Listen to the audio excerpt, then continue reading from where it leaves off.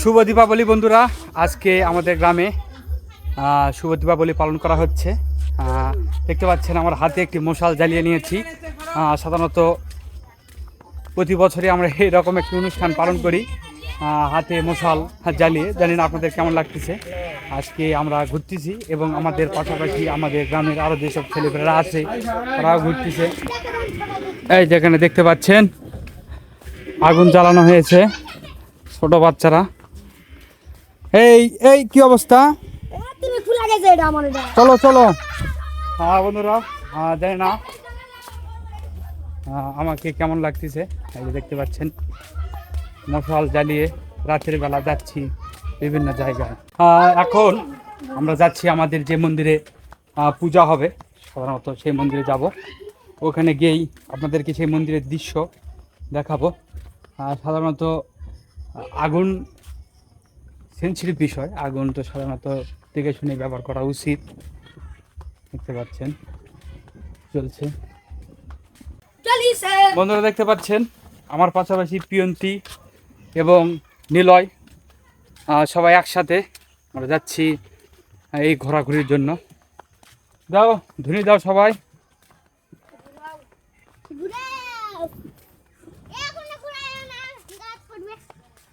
বন্ধুরা দেখতে পাচ্ছেন আমাদের এই মন্দিরে, যে মন্দিরে কালী পূজা হবে, এখানে কীর্তন করা হচ্ছে। এখন আমরা যাব সামনের দিকে। কি হচ্ছে কি হচ্ছে এটি?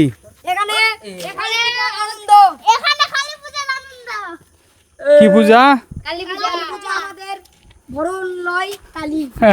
তোমার তোমার আগুন কো? আগুন আগুন জ্বলানোর আগে শেষ হয়ে গেছে এই দৃশ্যগুলা। দুঃখজনক বিষয়। চলো আবার আগুন দিয়ে নেবো, চলো। বন্ধুরা দেখতে পাচ্ছেন ছোট বাচ্চাদের সাথে ঘোরাফেরা করতেছি। এটা বিশাল একটা আনন্দের বিষয়। তাদের যে মশাল, সে মশালের আগুন শেষ হয়ে গেছে, কারণ তাদের যে মশালের আগুন মানে তেল, সেই তেল শেষ। তো আমার একটু কৌশল অবলম্বন করেছি অন্যরকমভাবে, যেন তেল শেষ না হয়।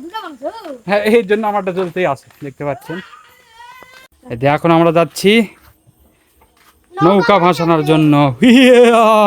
নৌকা ভাসানোর জন্য আমরা যাচ্ছি।